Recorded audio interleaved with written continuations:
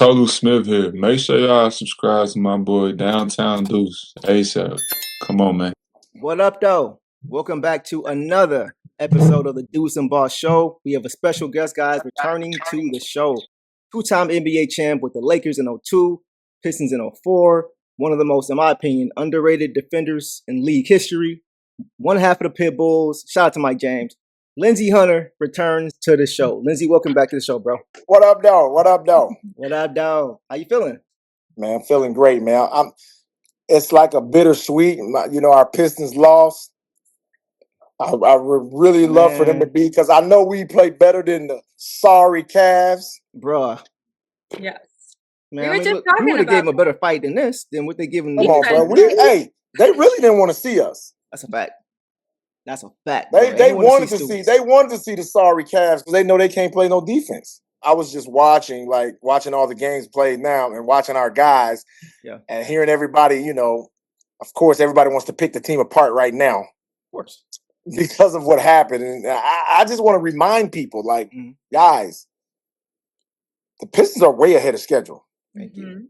Like way ahead of schedule. Like Trajan, they didn't project this type of leap after that horrid historic season in the opposite direction, losing 20 some odd games in a row. You know what I'm saying? Nobody expected the Pistons to go from that to winning 60. So relax, people, pump your brakes. We are way ahead of schedule. You know, everybody's just got a short, it's a short memory, bro, short attention span. Like you hit it on the head, bro. Like Harden is 36, D Mitch is about to be 30, Jared Allen 30. Man. You know what I'm saying? Even the Knicks, bro, they all 29 and 30. Brunson and Cat, 22, 23, 24 for our young guys. So just like they gotta go for it now. Relax, man. We're gonna be fine. Yeah. And we gotta make sure when we do get to the finals, we gotta be ready for them boys over there because they not playing. Yeah. Bro. Yeah, we gonna get to the Spurs Thunder too. I'm glad you brought that up. Hold that thought. We're gonna get there for sure. So before we go any further, bro, I wanted to talk about the Crossover podcast, right? You, Tim Hardaway Sr., whom we've had in the show as well, your son, my dog, Caleb, Montez Allen, you guys launched the Crossover podcast last year. How are things going with the podcast, man? Oh man, it's going tremendous. We're just elated that people have accepted us the way they have, man. Everybody's really talked great about the pod. And, and we're one of them pods. I know Tim does say Tim has a different opinion. Tim's 60. Yeah. So Tim's opinions are a little more deep embedded than a lot of ours, even me. I'm 55, but Tim goes back a little further than me. So he has seen a little more than me. So when he says some things that people, get a little offended by, I'm like, dude, he's not speaking from outside analyzing. He's speaking from because he was there. Right. And that's a difference. That's like me speaking about when I start talking about the difference in LeBron, Kobe, and Mike. I'm not speaking from what I saw. I'm speaking from what I experienced. Respect. And it's a difference. Yeah. Respect. And people get a little offended by that sometimes. Yeah. And that's why I told you last time y'all was on. Like, I grew up watching y'all say so. Cause we was going at it last time, the whole LeBron, Kobe, MJ thing. But like I always say, I relent to the ones who actually did it. So I push back, but I got to reel myself in sometimes. Like, hey man, they played. So you got to respect that for sure. Lindsey, let's get to it, bro. The Pistons season just ended about a week ago. I saw you at the games at LTA heckling, talking smack to the Magic and the Cavs, which I loved, letting them hear it. We know they just came short of reaching the conference finals this year. And you mentioned it already, but in the moment, it felt disappointing. Of course. But, as the dust settles, perspective and reflection starts to kick back in. So now that the season is officially over, how would you grade the Pistons season? Look, I'm giving them an A because if you look at the totality of what they accomplished this year and you look at where they came from and how fast they climbed, you cannot be, you could be disappointed in the loss and the way we lost. You can't be disappointed in the totality of what happened throughout the season because these guys superseded anything that anybody else thought that they would do. Right. I mean, 60 games, winning the East. Yes. Who would have thought? I think you put it perfectly. You disappointing. The last game was disappointing. Right. The way we went out was disappointing. It was tough. But Deuce and I were talking about, once the first round ended, we're like, hey, this is what we wanted. I wanted to win a first round playoff series. So anything that happens from here on out is just icing on the cake. And I do think we needed an extra step, an extra, something anyways. I don't think we were fully there yet. Right. But to do better than we did last year, like you said, is just huge and commendable. And once the dust settled a little bit, felt, just nothing but proud. Right. And see, this is what people don't realize. If you go back and you look at what happened throughout the summer, Asur was sidelined throughout the summer. He couldn't really work out the way that they wanted him to. Right. So he was really pushed to just be a defender. They were like, don't worry about your shooting. We know we couldn't get you in the gym as much because of the blood clot he had. Mm-hmm. So, hey, don't worry about your offense. Don't worry about, they wanted him to do more. They wanted him to be more prepared during the summer, but they couldn't. Right. Because of the blood clot. So when you look at it in totality and you look at Cade was playing with a broken rib after he got the collapsed lung. Of course, they wouldn't tell anybody his rib was broke because they didn't want people targeting him. Yeah. Mm-hmm. But he finished the season with a broken rib. Crazy. Duran made leaps and bounds ahead of what anybody thought he would be. Yep. Anybody thought he would be. And you can argue that he's the best center in the East. I think the thing with him is that he ascended so quickly from where he was last year, which is kind of how you become a most improved player candidate, right? But he took a huge jump from last year. So now it's like the bar moved with him. So any drop off, everybody's going to be like, hey, you done this. It's like, no. When you look at where he started, he's still right where he's supposed to be at 22 years old. It's just he got carried away with the expectation because he had such a great season this year. So and a lot of the talking heads were like, well, I'm tired of hearing that he's 22.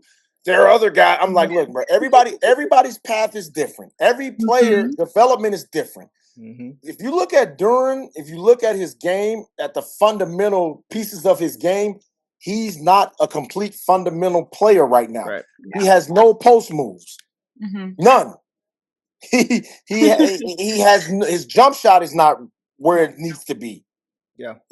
So there's no, if you look at him and say, okay, without the pick and roll, define Duran's game. Tell me. Mm-hmm. He really doesn't have anything right now. Defense as well. I think he can work a lot on his defense on that. Yes, he's going to get better at that as well. Mm-hmm. Yeah.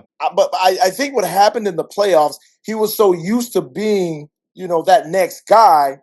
When they took away the pick and roll from him in the lobs and they limited all the other things that how he scored, it bothered him mentally and it affected him defensively. Mm-hmm. It affected him rebounding. It affected his activity, and my thing was for him. I was like, look, forget him scoring.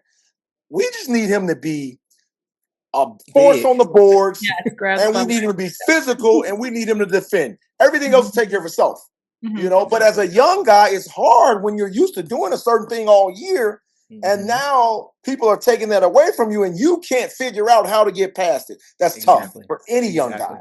And I'm glad you said that. Go ahead.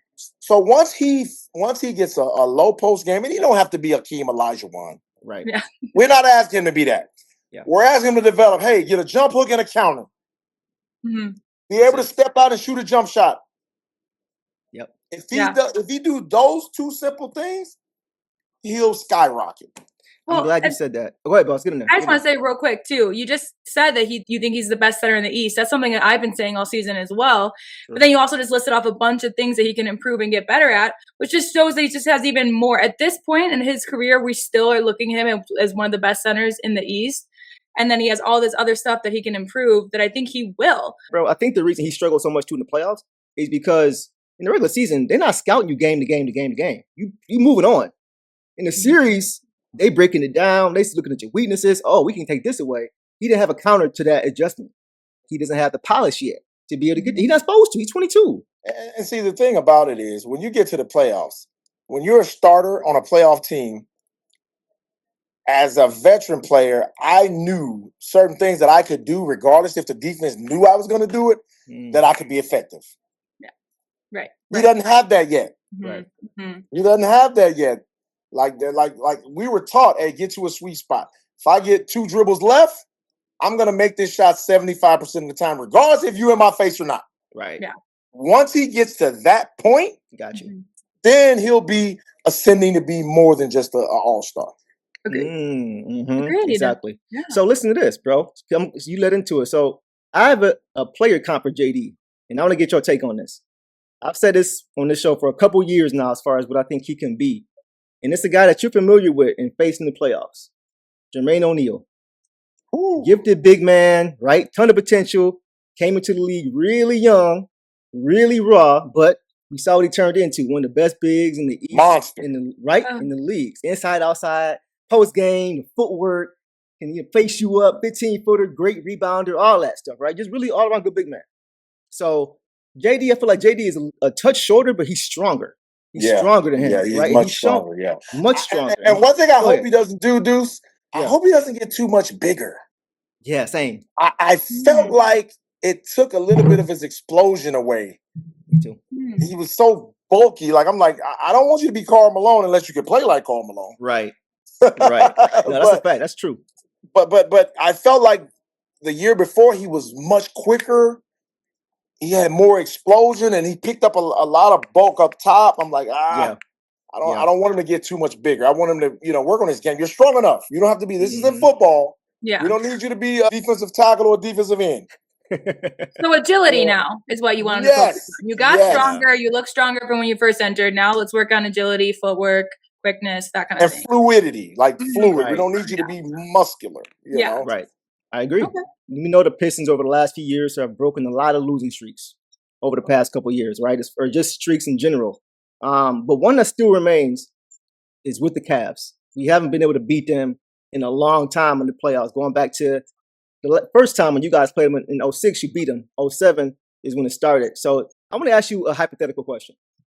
2007, we know what happened. LeBron, all that, right? He went crazy, 48 points, 25 straight in a row, whatever, in Game 5, the pivotal Game 5.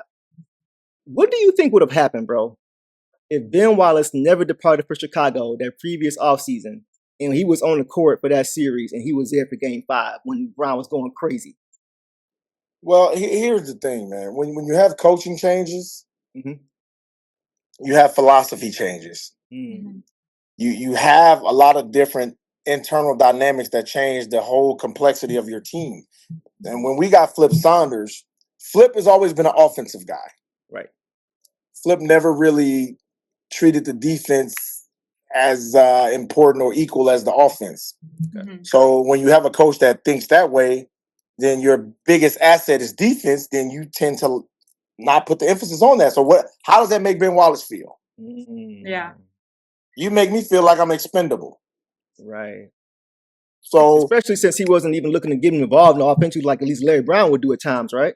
Right, right. Okay. And here's the thing, and I'm gonna share something with you guys. I don't know if I've talked about it publicly, but we were dominating, like, because we had played together so much. We knew how to win, and it wasn't that regular season wasn't the problem. We were going to win regular season game because we were just so good and we knew each other so well. Right. We were like, I think we had probably close to the best record in the league when Flip was here. Yeah, 64-18. Yeah. Yeah. And so, but early on we were rolling and we had played down in Orlando and Flip had subbed Ben out beginning of the fourth. So Ben was resting and we all were sitting there. And the quarter, it got down to like 4 minutes left in the game. And he still hadn't put Ben back in. He had Jason Maxill in. So at first, Ben was like trying to stay loose. And by the 3-minute mark, Ben had put the towel over his neck and didn't move. Wow. When he called Ben to go back in, maybe 2 minutes left to go in the game, Ben was like, I'm good. So that's who you guys had been for. Yeah. Okay. Yeah. So after that, we go in the locker room, and it was just a mess. Ben was like getting ready to go in the shower, and we were trying to have the team, after the get-together team huddle. Ben was like, I ain't coming in the huddle. I'm going to shower. And so Flip was like, how can we win a championship when he's acting like that? Y'all just won. Y'all already won one. Yeah. and that's my point. So me being the outspoken human being I am, I was like, you can't say that. I said, you can't say that to us, Flip. We've already won. And he was like, well, I'm just saying. I was like, you can't say that to this group. We've already won. Right. You haven't won. Yeah, true. Like, you guys know how to do it. Well, Lindsey, I wasn't talking to you. I said, but you can't talk to anybody in this group like that. Yeah, right. No. Yeah, y'all a unit. And so after that exchange happened, man, I knew we weren't going to win the championship that year. I was like, that group, we were so we were so like outspoken and we had strong personalities that we needed a coach like Larry Brown to keep us in check. Yeah. And when Flip came, it was too much leniency. It was too much letting Chauncey do too much on offense when we didn't need him to do too much. Mm. Don't break the play. Okay. It fragmented us. We were still all really, really close and cool, but it fragmented us on the court because Flip allowed things that we weren't used to being allowed. Okay. Yeah, 3 off. And so even though we still were a really good team, I told Rip early on, I said, Rip, we're not. And Rip always called me, Lynn, you so negative all the time. Like, why you gotta be negative? And I was like, I'm not being negative, I'm being truthful. We're not like, dude, we know what it's like to get there. We know how hard it is to fight and scrap and scrape to get to the finals and have an opportunity to win it. Yeah. We don't have that edge because the culture has changed. Same page. We're on the same page. When we lost to Cleveland, I'll never forget, man. Rip was in tears in the locker room, bro. Like he was so hurt. And he was like, man, you told me we told you this. I was like, bro, I tried to tell you, like we just weren't prepared. Got you. And that's how first the Fat Boys break up, then the Pistons. Yeah. Right. Yeah. That's great, man. That's true though. It's just sometimes you can have a great coach, but not the right coach for the right team. So that makes a lot of sense you saying that. Okay. Right. Let's stay with the playoffs for a second, man.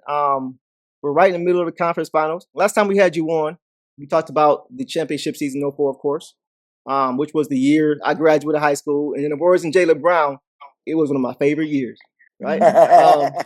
But since we talked about 04 last time, we got to talk about 05 this time a little bit. And last time you were here, I mentioned it, and the first thing you said, we should have won that.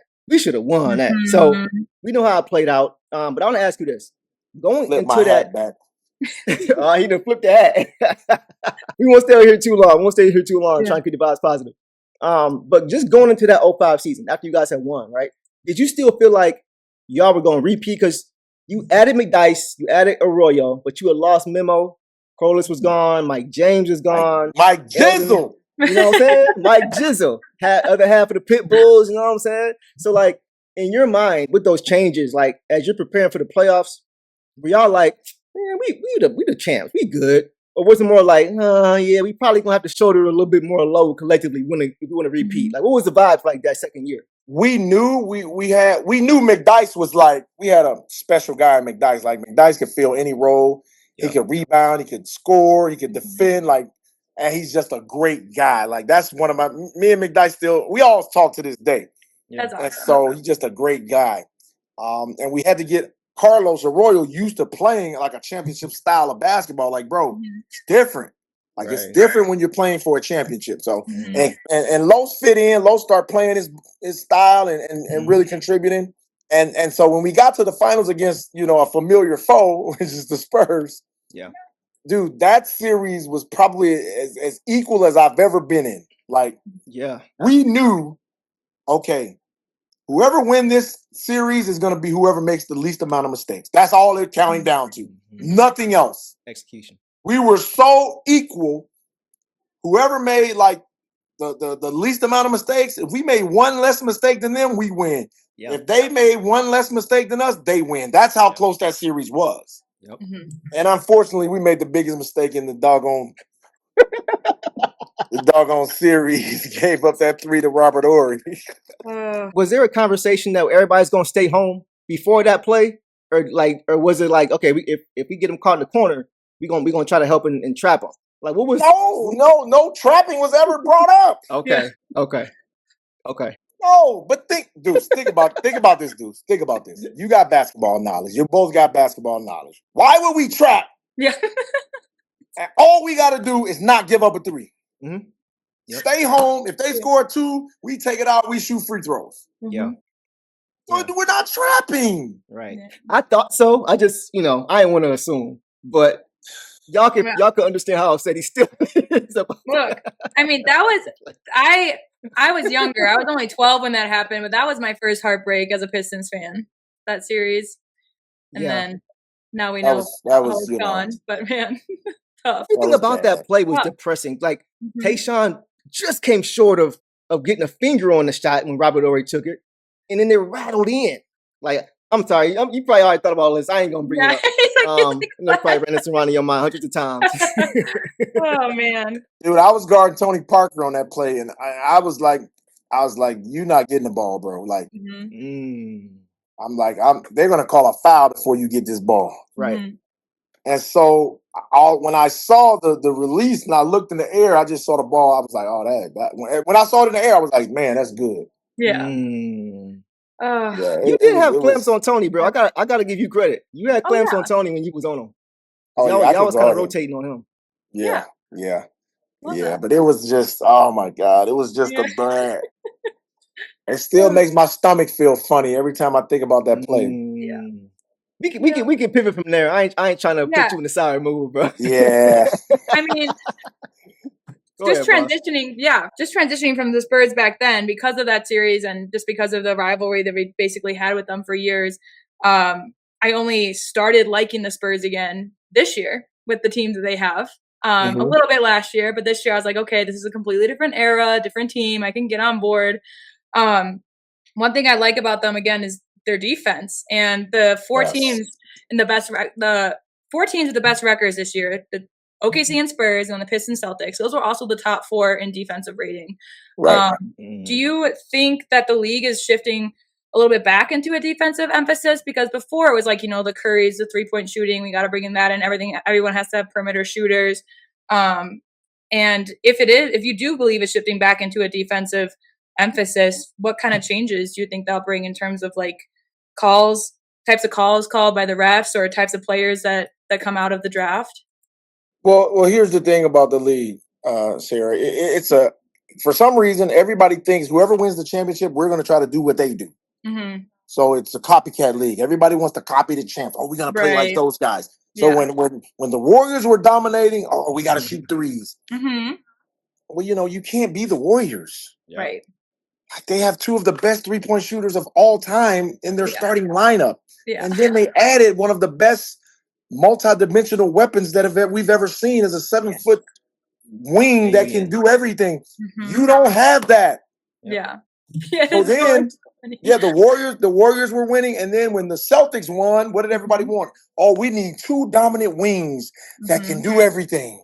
Yeah. So you saw everybody trying to go after the 2 wings, the 2-headed monsters. Yeah. True. Yeah. It's hard to get 2 guys like that.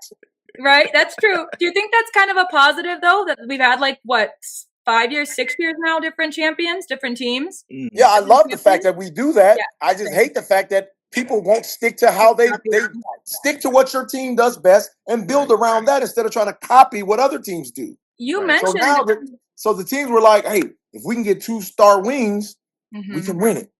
Then Giannis jumps off the page and wins the championship. Yeah. Now we need a superstar. Like we need a generational player to win it. Right. I mean, you mentioned the continuity, how you guys knew how to play together in 2008 because of how many years you were playing together. And that's kind of what I want to see this team going in the direction of, and we'll get to this too, but I don't want to spend a bunch of money and assets on one guy for maybe one chip. But I do appreciate, I personally just think watching again, the league is just better when teams are heavy on the defense as well. Like obviously OKC has scorers, Spurs have scorers, Boston has scorers. That was kind of where we were lacking a little bit compared to those 3 teams. But the fact that the top 4 in defense as well is just, it makes it more exciting. It's also why I think that the Knicks have no chance coming out of the finals because they're going against a defense for the first time in their off season. So, or postseason, I should say. Right. But the Spurs have been exciting. And I think part of it is that these young guys, it's not just the older guys, like these young guys are playing defense. Well, here's the thing that they have going for them. Their leader is a young guy that is a no-nonsense kid that we haven't seen things like this since Kobe. Like we haven't seen a guy with the mindset like I don't want to be your friend. I don't care what you think. All I care about is my team and my guys. We haven't seen that. Yeah. Not at this level. We had Russ, but not at this level. I agree. Right. Yeah. Russ was like that, but Russ didn't quite affect the game like this monster. Mm-mm. And so I think his teammates, you see the same attitude with them. Like I'm watching these guys and I'm like, boy, these guys no nonsense. They don't give a Yeah. damn about nobody but them. Yes. Mhm. And it's so good for the league. Yes. Because I was listening to Competition. I was listening to somebody else talk, and we were talking about how the league was when Larry and Magic and Michael started inserting themselves into it. And those guys hated each other. Yeah. Yes. There was no kumbaya moments in the summer. Like Wemby in chat right Isaiah. now. Yeah, those guys hated each other to the point where I remember what's the guy that played with the Knicks when he was traded to the Bulls? He didn't want to be there. John year? Starks. Oh Mhm. yeah, Starks, yeah. yeah. Starks. They traded Yeah. John Starks to the Bulls, and he felt sick to his stomach. He was like, "Dude, I can't do this." That's how competitive the league was back then, where you really looked at people and was like, "Bro, I don't really like y'all." Yeah. I think Wemby is bringing that type of feeling back to the NBA because he's like, "Dude, I don't like you, Yep. and could care Very less to straightforward. get to know you. Mhm. I want to play and be yeah." Oh, do you think you should have got the MVP? Yes. Do you want? Yes, I want to be the MVP. Yeah. I think I should have got it. Yeah. Right. Nothing. Exactly. No PR. No public relations. There's no politically correct Yes. sentence coming out of his mouth. He's like, nope, this what it is. This Love what it that. should be. This how I think it should be. And I love it. Like I absolutely love it. And I love the fact that our Pistons, they feel the same way. Like it's like you're either with us or you're against us. Yeah, Big, I'm big glad you said that because that's yeah. exactly like when you said like as far as teams trying to mimic and become. Of course you feel that way because every time every Pistons team that's been successful has gone against the grain. It's okay. Who do we have? What makes us who we are? Let's be the best at that. Period. Yes. As far as trying to jump around. So yeah, that makes sense that you feel that way for sure, bro. It's just it's who we are. Absolutely. Do you have them? I want them to get past OKC. Do you have them getting past OKC? Well, I picked them to win the series. Okay. So did you. I picked them to win the series. Now, I still see some evidence of the evidence of youth coming out in some situations. Yes. And I go, can they get over the hump? Agreed. Is Wemby good enough to get them, regardless of how young, and you still see the immaturity in some situations where they turn the ball over sometimes. Crazy. Yeah. You know? So I still think they're good enough to do it. Yeah. It just remains to be seen if they can get over OKC because OKC is seasoned. They've been through a lot. Exactly. Right. And so you watch the calmness of OKC is what scares me because they're not worried really. They're like, okay. Yeah. We'll go back home and we'll do what we got to do. But I still think that OKC is looking over their shoulder like, okay, these guys are for real. This isn't, they're in a series. They're not carefree. Right. They feel San Antonio. Yes. Yes. And so I think it's gonna go 7. If San Antonio can't go and get this next game, I think it's gonna go 7. Yeah. Okay. It's scary for the future because everything you said about the mistakes, they made more mistakes than the Thunder have as far as just execution, careless turns, and they're still tied 2-2. So it's like once they start to understand what they're doing and every year. I already said this. I said, hey man, if y'all let this boy win this championship this year, it's gonna be a long road for the next 7 to 8 years beating this guy out there. Yeah. Because once he understands and gets it, and now think about it. He's 22. I mean, is he 22 yet? I think he's right on the nose. I think he is 22. Yeah. His body he hasn't got his man body yet. No. Yeah. Yeah. Once he gets his man body, it's a wrap. That's so funny. It's over. You won't be able to push him around like they're pushing him around right now. Exactly. And you're right too about how it's not so much the Pistons need to focus on their competition in the East. It's these teams, the young teams, OKC, the Spurs, these young guys, because like Deuce mentioned earlier, the Cavs are old, the Celtics are older, the Knicks are older. Their window is coming to a close. Ours is just opening, like OKC's and the Spurs. Yes. So man, you just got to figure out. And I mean, OKC, I agree too. I told Deuce I picked OKC to win only because of the If they can get over the hump a little bit more. I think I saw the Spurs, panic shoot threes when they're down. It's like, no, that's not what we can do. It's a fun series to watch. And I personally, I never thought I'd be rooting for the Spurs again in my life. But I do want them to get past OKC for sure.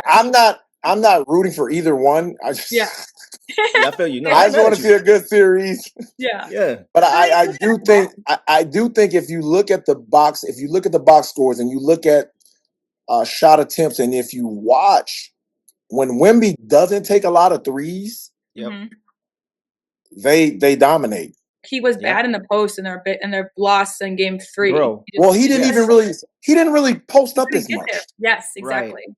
When he's at the nail. But I watched him the last game. The thing that's unstoppable about him is when you run pick and roll with him, and the guard gets downhill, it's impossible to help on him. So you get just like 3 times they threw the ball to the top of the square. Oh my, yeah. And he just got it. Yeah. He missed it and he got it tipped it back in. That's a play that's unstoppable. Yeah. Right. Absolutely. And they did that repeatedly the last game. And I'm like, that's what I'm going to do. I said, that's what I'm going to do. I'm going to get Castle. I'm going to get all my guys going downhill on pick and roll. And hey, if you step that weak side guy in front of him, I'm going to hit my corner 3. And once that guy hits that corner 3, you can't help as much. We're throwing that ball to the rim. Nothing you can do. Because as good as he is, that team, bro, like they have a really good young. You mentioned Vassell, like he reminds me of Rip the way he's just constant movement. So they have a really good team around him. And then he's Dylan Harper. Yes. Oh my God, so fun. And De'Aaron Fox, I think, is the perfect vet. Like having a vet as your point guard for these guys. And the crazy part about it, we're hearing whispers that they may have to part with him because of Dylan Harper's Ascension. Like, nah, we can't keep this kid on. OKC as well. They have 3 draft picks, first round draft picks, and 1 roster spot. And everyone on their team there's not one weak link on that team. Yeah. Crazy. Oh, man. It's crazy how they built those 2 squads and with the youth that they have and the talent that they have. Everybody's behind. I think the youngest team that's close to ascending towards them is the Pistons. We can get there with the right moves. Agreed. With Asur getting better, Duran getting better, Ron Holland continues to develop. Yeah, Ron. Yeah. We can be right there with those teams. Agreed. And I think we have the best. Hey, and not to mention we have the best American player in the world right now. Yes, agreed. The only All-NBA first team. I've been arguing that all year. I said Cade is the best American-born basketball player in the world. Yep, you said I'm gonna go with Ant Edwards. I was like, nope. Yeah. I'm not going with Ant Edwards. I love Ant. Yeah. But it's Cade. Sorry. Yeah. And because again, I live in Denver, so I go to Nuggets games a lot. I see a lot of I'm so happy THJ got traded here so I could still see him play. But I've seen a lot of Ant, and it's just Cade can just do more. He has more overall well-rounded player. Yes. 100%. But I'm curious to see because they say Ant doesn't have any help. It's like they said Cade doesn't have any help. So now they're going to keep look. They'll keep saying that until they win. Yeah. Facts. Facts. Yeah. Exactly. 100%. All right, bro. I got one more blast from the past question, and then we'll talk about some off-season stuff. Y'all went to the conference finals from 03 to 08, right? Only the Celtics did that, which is crazy. Probably won't happen again in our lifetime. Another hypothetical though. 03 to 08, right? The years you guys didn't make the finals. Which of those Western Conference champions do you think, man, we would have smacked them. We would have beat them. I know you got there in 04, but like from 06 to 08, in 2006, the Heat played the Mavs. Y'all feel like y'all could have beat the Mavs in 06? Yes! That's how I feel too. We would have murked them. You know what I'm saying? Ben was still there. We looking at the Mavs like, that's all they got. Right. That's how I'm murking them dudes. Yep. Marquise Daniels, Josh Howard. I mean, I feel like Ben would have put the clamps on Dirk, I feel like. Come on, man. That's true, too. Come on, man. And he's making him guard, too. That's true. Yeah. Okay. 07. The Spurs. Y'all think y'all could have beat them? Because Ben was gone. Ben was gone by that point. You know, I had to think about that. Like, that'd been tough. 05 we should have won. But 07. Yeah, 05 we should have won. Yeah, 07 would have been tough without Ben because doggone it, Tim Duncan is To me, Tim Duncan's top 5 player of all time. Yes. Yeah. I agree. That dude, man. Whoo. You saw the He don't get the credit he deserved because he just went about his business. Wasn't flashy. Didn't say much. That dude was problem. Unstoppable. And he was a great defender as well. Mm-hmm. Oh, yeah. You know? Okay. I'm with you on that one. Last one. 08. The Celtics played the Lakers and they beat the Lakers.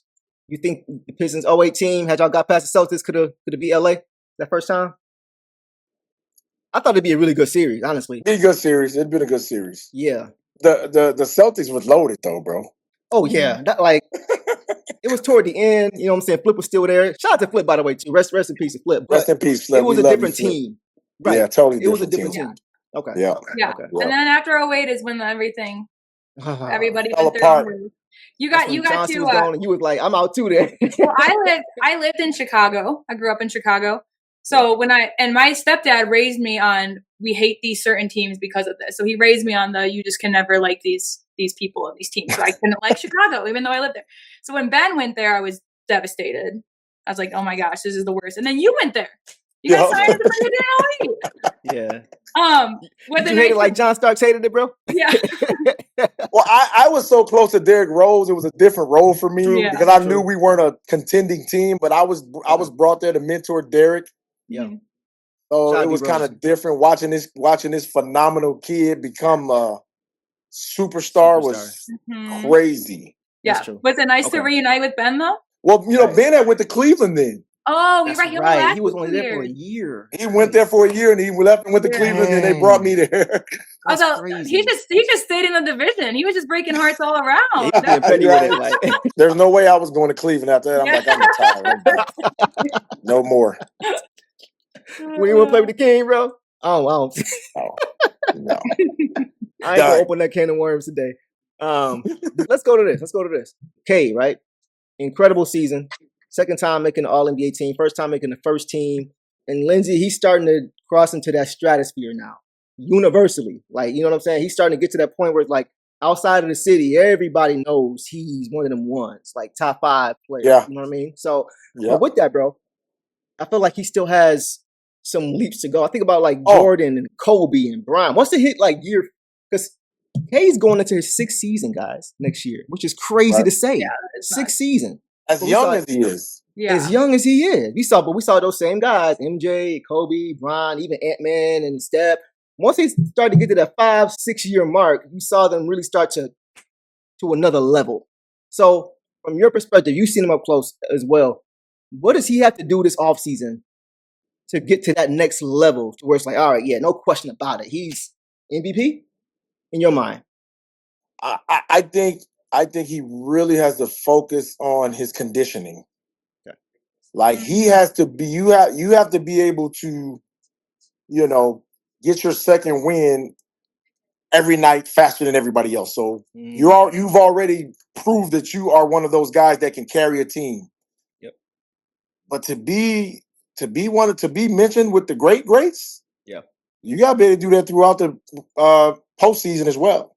Facts. So that's conditioning. Like he has to get in that gym and be like, hey, I'm not working for regular season right now. I'm working to get to the finals. Yeah. And that has to be his mindset. Because he got the tools to do it. Like nobody will deny.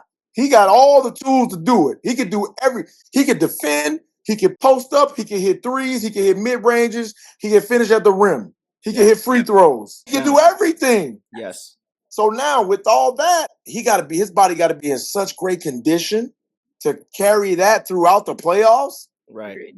Yeah, you have to be conditioned to do that. And the only way to do that is to do it in the off season. Because the more you condition yourself in the off season, the more mentally you'll be prepared to know, I've worked all off season to get ready for this moment. I'm ready for it. It seemed like his conditioning did jump from the previous year to this year. But you know how it is. It takes years to get to more levels to it. Yes. More levels to it. Exactly. So I think this is just another step, another level. He was leading playoffs and scoring at one point, but you saw toward the end, I just gassed out a little bit. No gas. So it's like, hey, we might have to send him over there with the monks. When we go with him? No, we're gonna send him at a separate time. We don't want no friendship. It's the 6th year, but this is his 2nd year of like actually playing winning basketball. Not him Right. personally, but with teams surrounding him. And then the competition gets tougher. The pressure's on. We have the most national TV games, this year. Like, there's just more pressure in that sense. So I think it's kind of like you have to kind of count it as year 2 for him in that sense. And I think Cade is the type of guy that can carry a team. He can carry a team that lacks a lot. Like, he can carry a team that has deficiencies. I watched him. I'm like, okay, it don't matter if you don't have enough shooting. It don't matter if you don't have enough posting. Cade can carry a team because he can do it all. Yeah. So now it just depends on how well conditioned he is, because he needs to be like that last game. If he had the juice, I felt like I said, man, if Cade can get going, we can get close enough, we'll be fine. Yeah. Just stay attached. Yep. Yeah. But he just didn't have that next level of juice to get us going.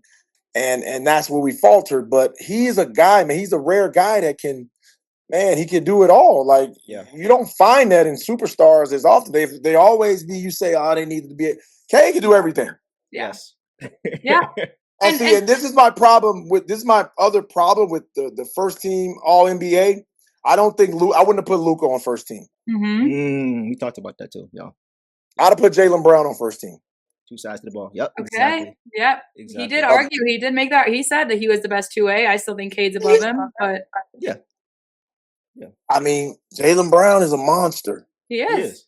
Absolutely. We watched what he did to Luka in the finals. That's a fact. Yeah, the backcourt turnovers looking like you and Mike James back in the day. Bro, I was like, this dude is trying to prove that, hey, I'm one of those. And he is. He is. Real quick, just going off of that, because some people say that we shouldn't be relying so much on one player to get it done, but it feels like that Cade wants that to be a part of his game. He wants the well-roundedness.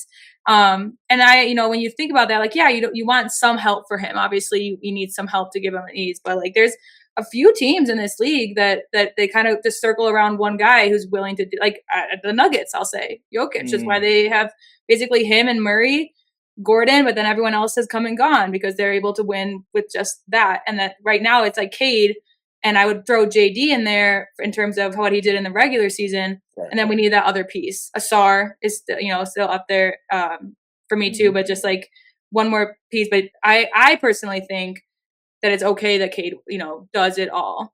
I'd rather that. Look, Cade's going to be Cade. The guy's got to come with him. Exactly. Like, he can't worry about what he doesn't have or what he has. Cade's going to be Cade, You guys got to, I'm going to keep getting better. So you need to come with me. And the thing that I love so much about Cade is what I hate about a lot of other players is asking for help. Oh, I need this, or I don't have this. The kid doesn't say nothing. The kid just keeps getting better every year. Absolutely. And that reminds me of Derrick Rose. Like, Agreed. never ask for help. Like, man, I know I just need to get better.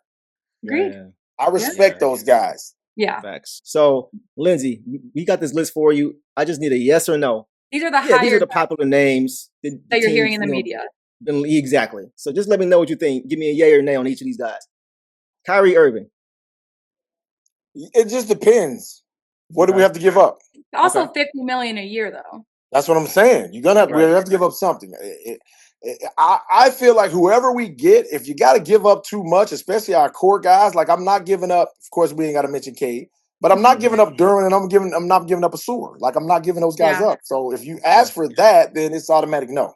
Okay. Kawhi Leonard. Man, I would love to all have things him. Considered, like, if it makes sense, obviously. If it makes sense, I'm taking Kawhi. Okay. Yeah. Okay. So real quick, I want you to, but you're kind of on the same page. I think of us as like an older expensive vet is okay for the right price. And so that's kind of what we'll go with the rest of this. That's what we're going off of. Yeah, that's I'm taking Kawhi because good Lord, Kawhi, Kawhi could get it done. For sure. Okay. Kawhi got it done. Kawhi got it done in Toronto with budding guys that were going to be maybe all-stars. Yes. Yeah, I don't even know if he had an all-star on his team that year. Did he? Not yet. Pascal wasn't an all-star yet. That's what I'm saying. Was an all-star. Kyle Lowry wasn't an all-star. Yeah. He got it done without an all-star on his team. Yeah. That's big. That is. Next name, Devin Booker. Yes or no? Yeah, I would love Book here. Okay, I would too. He just $60 million a year. Yeah, Yeah. 66 mil. We ain't got no And- team left. And he dropped off in the playoffs, which we need someone to help pick us up in the True. offseason. Yeah. Okay. All right, next name. Lauri Markkanen. I'm not really sold on him like that. That's where I'm at. Me That's where I'm either. at, too. Like, He I'm also- like, Culture. Also, Bickerstaff has had him, so I'm curious. I want to know what Bickerstaff thinks about Lauri being on. right. Okay. And I've never seen him play winning basketball. You don't see him play because he's always hurt. Right. He's always hurt. So y'all are both right on that front for sure. Yeah. Trey Murphy. I love him. Thank you. Mhm. Talk That's about our it real pick. quick. That's what That's we our want. pick. Go ahead. That's I my love guy, him. bro. He's a monster. Yes. Like Yes. he fills a lot of holes on the Pistons team. Yeah. Exactly, bro. The shooting, Yes. the play Everything. creation, the length. Yes. So he wants 4 to 5 first rounds. That's what he wants for Trey Murphy. I won't give him that many. Now I would give him this year and 29 and 30 and a player. players. I might give him 3. I might give him 3. Just depends. Mhm. I think including this year's pick though, because we got a couple young guys we already need to develop. I don't think we need anyone Right. draft this Yeah, we year. don't. We need to get Ron. We need to get Ron Holland and Ron. ready to play. Yeah. Exactly. Yeah, Mhm. that young bull is ready. And it's funny too, bro, because Trajan drafted Trey Murphy when he was with the Pelicans. I know. I remember. And Troy Weaver drafted Sasser when he was here. I'm just saying. Yes. And I love Yeah, Sass. love Same. Sats. Yeah. That shows signs that he could be Oh, yeah. a contributor in the Mhm. playoffs. Yeah, Yeah, he's always been one of my had that. favorites. Zach LaVine. Oh, I've always loved Zach. Really? Yes. The defense, Zach though, bro. Zach gets a Nothing bad to rap call. because Zach gets a bad rap because he feels like he's a number one, which you really can't argue if you look at his points per game. I just think if he got with the Pistons team, it would change a lot about him because those guys, I think they pull you in and become like family. Mhm. But imagine Zach and Cade. Ooh. I know. Offensively, it'd be nasty. I just worry Oh about my- the defense. That's But all there I here's the thing. worry about. Here's the thing. You think he's worse than Michael Porter Jr.? Oh, I want no. No, that's the I wrong don't want name him to to change. Listen, bro. She live in Denver. I can. So I she's- can. If Never we will get know. him, I'm going to seriously call Trajan and be like, "This is what you call a high character person Ooh. that you want." MPJ. I can't Oh, stand it. Yeah, no, we don't I want him. cannot stand But it. because- I do. I wouldn't, and I think we could get Zach for less than we can get a lot of those other guys. Because I don't know what he makes right now. He makes Like he 30. gets 40. 40. Jesus, he's at 40. Nah, I Yeah. can't do it, bro. But you Unless gotta he's a think about elite it, though. two-way. Go ahead. Dude, What's up? 40 is like a regular number now for a Yeah. star. So like K's at 50. So I don't know if That's I what want I'm saying. Zach 40 is getting like 40. 40 is like, and Zach's an all-star. But Zach already had a time where he was partnered with another really good player, and that was DeMar DeRozan. Yeah, but DeMar's Yeah, not a but they playmaker different. like that. Yeah, They yeah, kind of he's like not. repeats I don't in the think sense Zach's as a far as playmaker either. He's a better playmaker than DeMar. Okay, agreed. Yeah. Agree with Yeah. that. But Zach's It's- Zach is a dynamic scorer, though. he is. If I we agree. had Zach on this team this year, I think we destroyed Cleveland. You think we can get him to commit to D? That's Yeah. the only thing for me. That's the only thing for Yeah. me. I don't think he's that bad though. It He's just not seems that lazy to bad. me. From what I've seen, it's like he's just not closing out. He's kind of like trying to conserve energy for the other end sometimes. But Do you think hear he's worse than James Harden? no. I Exactly. never wanted him here. right. Ever. You think he's bro. worse than Luka? No. Exactly. Okay. I got you. You mentioned Tyler Hero. You would like to see Tyler Hero here? Tyler Hero? Maybe. Okay. I like Tyler. Okay. How much is he? What is he at? Is he at 40?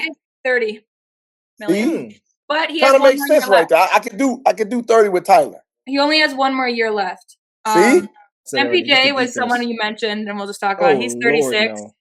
He can't play defense. He doesn't assist the ball. Jokic was done with him. He just runs his mouth. No, we don't He need be, him. he be podcasting more I than would we be do, man. so Right. sad. I would literally question my fandom. I can't root for him. I already did in Denver. Yeah. So I'm done. moving on from MPJ, because same page. All right, two more, bro. Ayo Dosunmu. Who? Ayo, play with Just the know. Bulls and the T-Wolves. Yeah, I know you. Don't move you? Don't move me at all. Okay. He's also, I don't think he's also an unrestricted free agent at $7 million, and the Timberwolves have been begging for a ball handler, and I think they found one. I don't think he's on board. Okay. Last one, Kobe White. I like him. I do too. Me too. $12 million. I like Unrestricted him. free I do agent. too. All for 12? Get him. Yeah. Yeah. Well, he's unrestricted free agent, so it can change. That can even change. And he's on the Wizards right now. He got traded to at the end, right? Kobe? No, he with the Hornets. He was Hornets. balling with the Hornets. Sorry, Yeah, I get I those thought he two was the confused. They're just the bottom of the pack right now. So Yeah. I like Kobe White. He's dynamic scorer. He can defend, got size, can make plays. You can put Cade off the ball and let him handle. I like him. That's kind of where I'm at in terms of I got lost. There's lots of free agents available this year, but for me, I'm more like we have the youth, we have a lot of guys. I don't want to go too expensive for an older guy. And also Kyrie, Larry, and MPJ all have injury history. Yeah. It's just a lot when you have middle of the road guys. Like even Draymond is $25 million. We don't need Draymond. Right. Okay. Culture. Fair. But there's just a lot. I think for me, it's kind of Trey Murphy of that list is all I want. Man, I think we can add to this team without the big name. Lindsey, we add Trey, we going to the finals next year, bro. Yeah. That's what I'm at. Yeah. Yes. And think about it. If you look at the Pacers, how they did it, what big name did they have on that team? They went and got Pascal. You know what I'm saying? That was their move, was Pascal Siakam. So Pascal, Trey, saying. And quiet as kept, we don't really know. Without the top of the Achilles, they were looking like they were about to beat OKC. Yes. I picked them to win. I picked them to win. I thought I was looking at how the game was going. I'm like, man, they might beat OKC until that injury happened. Because he was having a game. It looked like he was about to have a game of his life. He was hooping in the playoffs that year. Yeah, in Game 7, he was ready. Like they were all ready. It was like, they on the road, but they might sneak out. Like it felt like that. Yeah, on that. That's another young East team compared to the other ones. If they get back healthy, there'll be something to deal with too. Absolutely. Yeah. It's been fun having you back on the show, bro. We appreciate you, man. Always anytime. Yes, sir. You know you big bro. Guys, make sure you guys go subscribe to the Crossover Podcast featuring Lindsey Hunter, Tim Hardaway Sr., Caleb Hunter, and Montez Allen. So make sure you guys go tap in and support for sure. And by the way, bro, make sure you tell the best streamer in the world I said what up, though. I'm about to meet up with him right now. He's going to be streaming in probably another hour. For sure. So, guys, with that, we appreciate you guys for tuning in, man. And y'all know the drill, man. Detroit versus everybody. Welcome to the Dog Pound. Yeah. I'm scared of these damn Pistons. I'm very concerned. Screaming,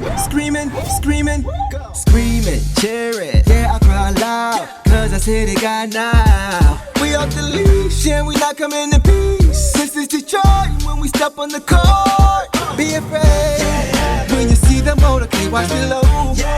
When you see us soaring, dealing direct. Pick your poison, all gonna war when Dana's a song. Be afraid.